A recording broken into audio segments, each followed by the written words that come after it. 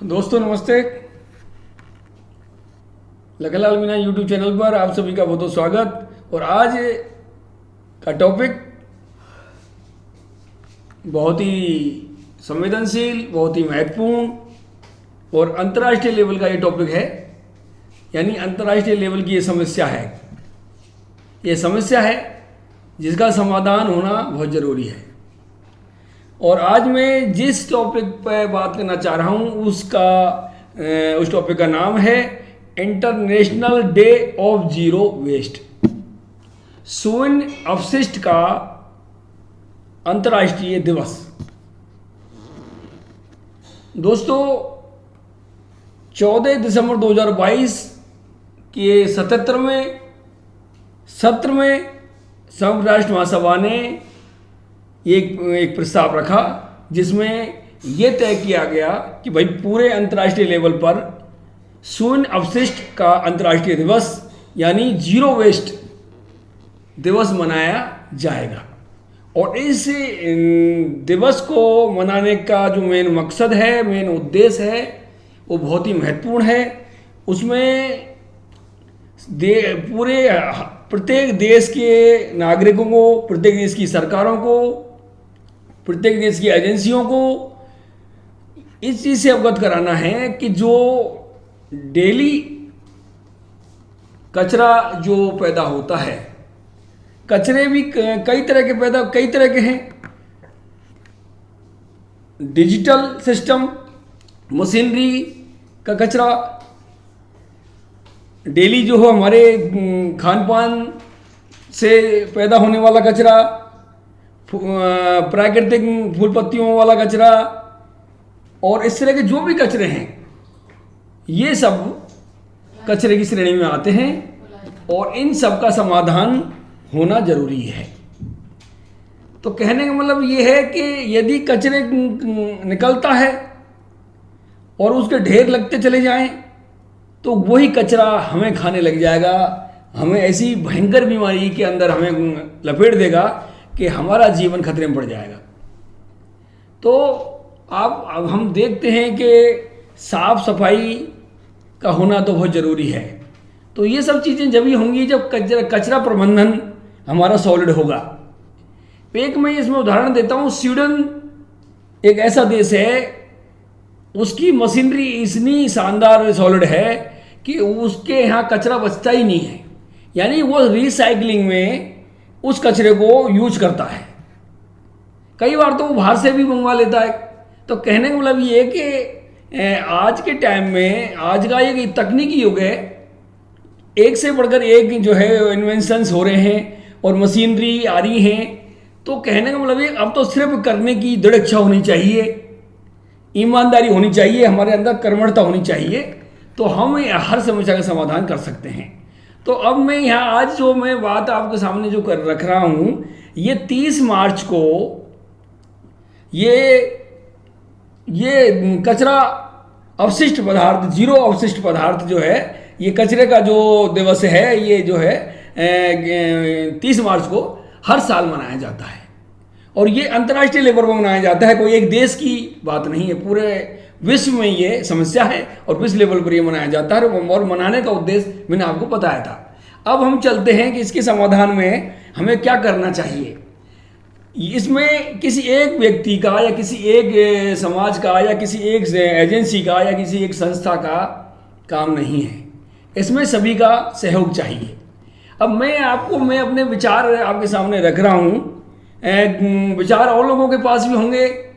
काफ़ी लोग ऐसे हैं जो जमीन धरातल से जुड़े हुए हैं, आपकी जानकारी में नहीं है, सरकार की जानकारी में नहीं है या मेरी जानकारी में नहीं है, लेकिन उन लोगों के पास हमसे या दूसरे जो मैनेजमेंट प्रबंधन में जो अपने आप को टॉप मानते हैं, उनसे भी बेहतर तरीके उनके पास हैं। लेकिन वो ना तो बता पाते हैं हमें, ना हम उन तक पहुंच पाते हैं, ना हम उनको जानना चाहते हैं। कई बार हम अपनी ईगो या अपने जो है इग्नोरेंस की वजह से हम उन चीज़ों को नहीं ले पाते, जबकि ये गलत है। अच्छे आदमी हमेशा नीचे तक की बातों को सुनते हैं, चाहे वो लेबर है, चाहे वो पढ़ा लिखा है, चाहे वो अनपढ़ है, लेकिन हर किसी के पास तजुर्बा होता है। और तजुर्बे में यदि दम है और वो इम्प्लीमेंट हो सकता है, बेहतर अच्छे के लिए तो हमें ज़रूर सुनना चाहिए। और इसके लिए तो आप जब भी जान सकते हैं जब आप हर तहसील लेवल पर, हर पंचायत लेवल पर इन टॉपिकों को उठाए जाएं कि ये इसका समाधान हमें कैसे करना है और आगे इसको किस तरह जो है यूटिलाइज करना है। तो इसमें मैं आपको एक अपना एक एक्सपीरियंस आपको मैं बता रहा हूँ, अपना एक तजुर्बा इस मामले में आपको बात अपने विचार रखना चाह रहा हूँ। मैं इस दिवस पर जो है आपके सामने विचार रखना चाह रहा हूँ और मेरे विचार इस तरह हैं कि जो हमें, जैसे मैं एक जयपुर शहर की बात करता हूँ। जयपुर शहर बहुत बड़ा शहर हो चुका है और भी महानगर, अभी महानगर तो कुछ नहीं किया लेकिन ये भी महानगर से कम नहीं है।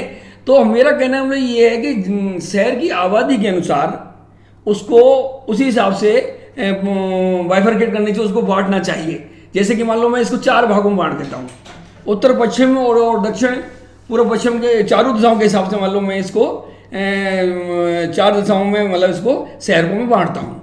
अब चारों दिशाओं में हमें पहले आबादी से दूर हमें ये इसका यार्ड बनाना, कचरे का यार्ड बनाना चाहिए। जैसे कि वैसे यार्ड बना रखे हैं उन्होंने, लेकिन हम बहुत बेहतर स्थिति में नहीं हैं क्योंकि इस काम को बहुत हल्का काम समझते हैं, जबकि ये बहुत ही महत्वपूर्ण काम है और इसको सरकार और जो भी एजेंसी हैं सभी पर इसको ध्यान देना चाहिए। बजट हमारे पास आते हैं, कई सारी चीज़ें हैं, मशीनरी भी हम ले सकते हैं, लेकिन अभी इस पर हमने बहुत ज़्यादा हम गंभीर नहीं हैं। गंभीर इसमें हम सभी को होना पड़ेगा। तो मेरा कहना ये कि हमने 4 भागों में बांटा, 4 भागों में हमने यार्ड बना दिया, कचरे का यार्ड बना दिया। अब कचरे का यार्ड बनाने के बाद में अब हमें मशीनरी की ज़रूरत है और हमें फिर स्टाफ की ज़रूरत है। मशीनरी तो हमारे देश में नहीं है तो दूसरे देश में बन रही है, हम ले सकते हैं।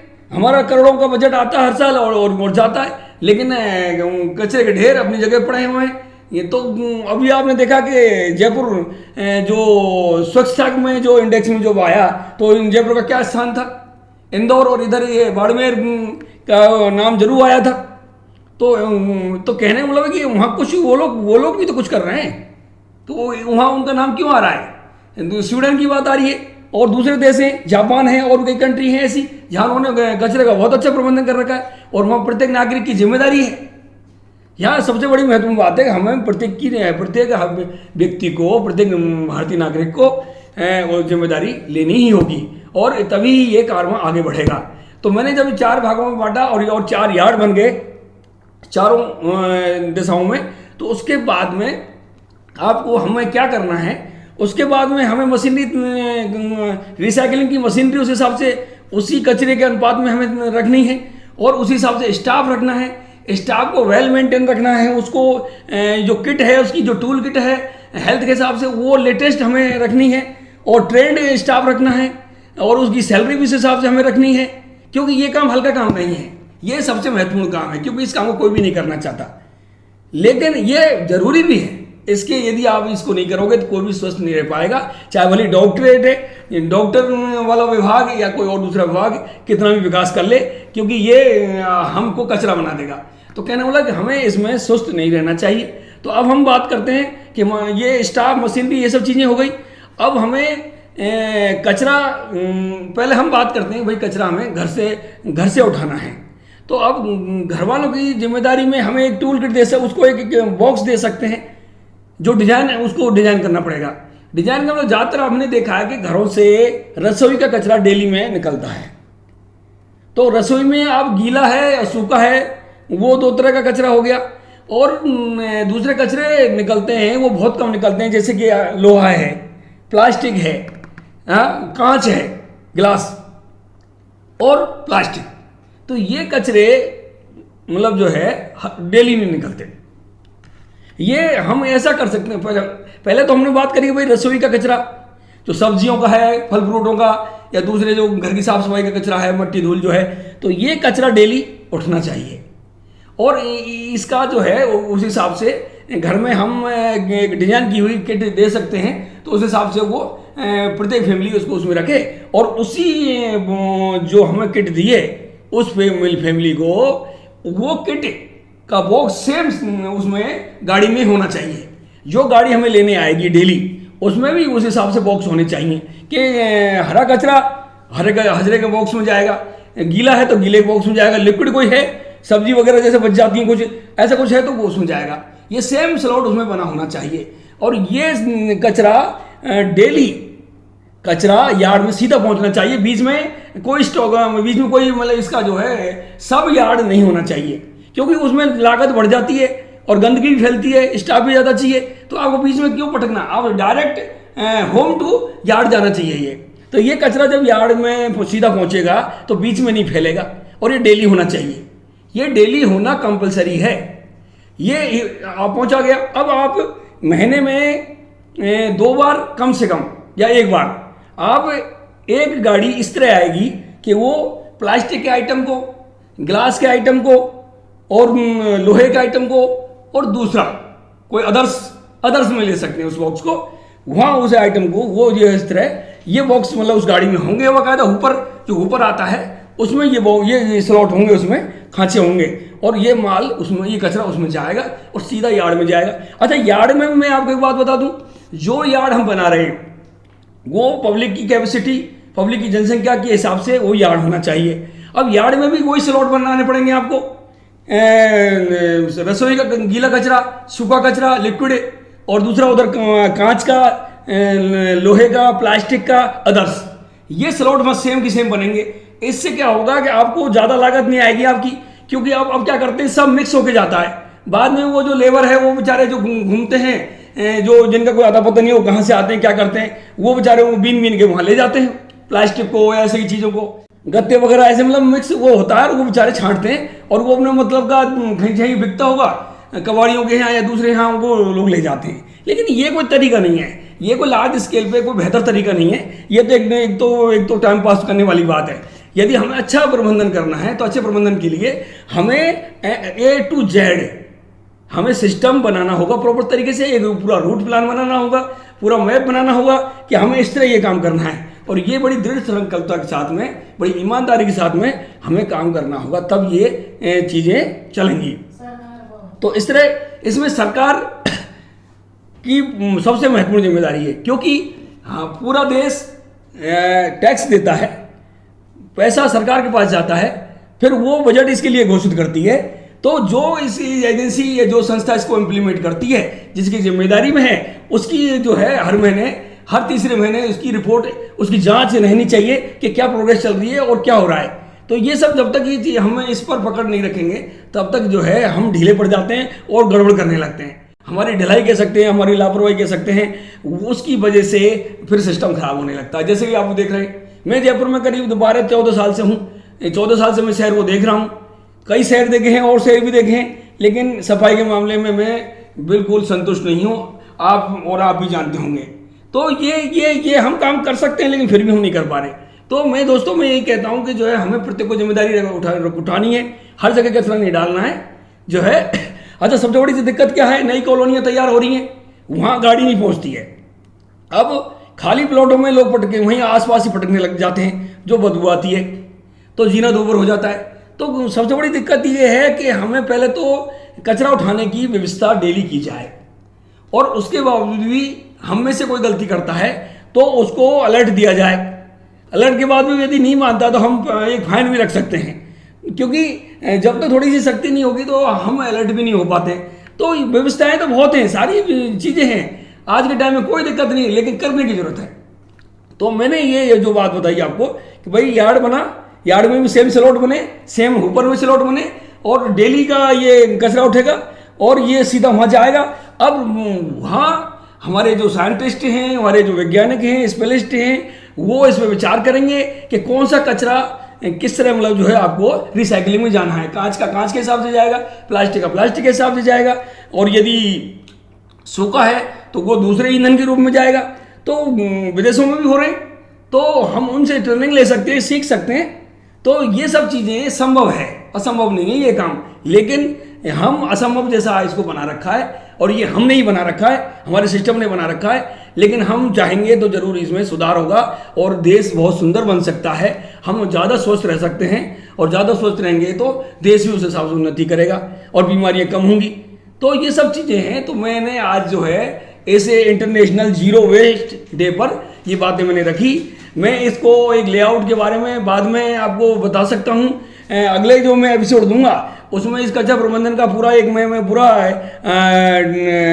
एक पूरा लेआउट बनाऊंगा और बाद में फिर उसको मैं आपको इस हिसाब से समझा सकता हूँ, ये समझाऊंगा कि भाई ये चीज़ें इस तरह जो है आपको तैयार करनी है और आगे इसको इम्प्लीमेंट करना है।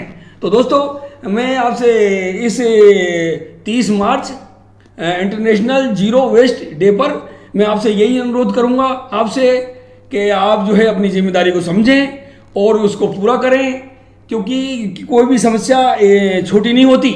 यदि वो छोटी है तो वो महाभारत बन जाती है जब हम उसको लगातार इग्नोर करते हैं। इग्नोर की वजह से ही वो समस्या महाभारत बनती है, बड़ी समस्या बनती है, विकट समस्या बनती है। इसलिए हमको सहयोग करना होगा, सभी को सहयोग करना होगा।